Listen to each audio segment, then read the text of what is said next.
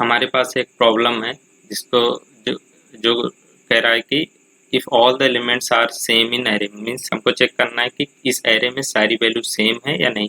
अगर सारी value same है तो हमको ट्रू रिटर्न करना है। अगर कोई कोई सी वैल्यू सेम है और कुछ डिफरेंट है तो हमको फॉल्स रिटर्न करना है।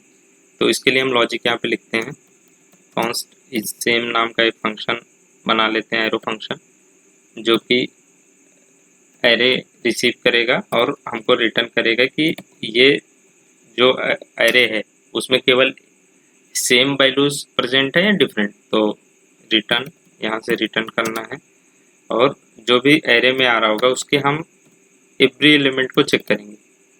एवरी एलिमेंट, सारे एलिमेंट को चेक करेंगे तो हमको वैल्यू मिल जाएगी, हर एक एक करके वैल्यू मिलेगी और हर एक वैल्यू को हम कंपेयर कर लेंगे उसकी पहली वैल्यू के साथ। तो जो एरे का जो पहली वैल्यू है उसके 0th इंडेक्स से कंपेयर करते रहेंगे। अगर सारी वैल्यू सेटिस्फाई करेंगी तो हमको ये ट्रू दे देगा। हमने अभी बी पास कर रखा है तो बी में सारी वैल्यू सेम है इसलिए यहाँ पे ट्रू आ रहा है। अगर हम इसमें ए पास कर दें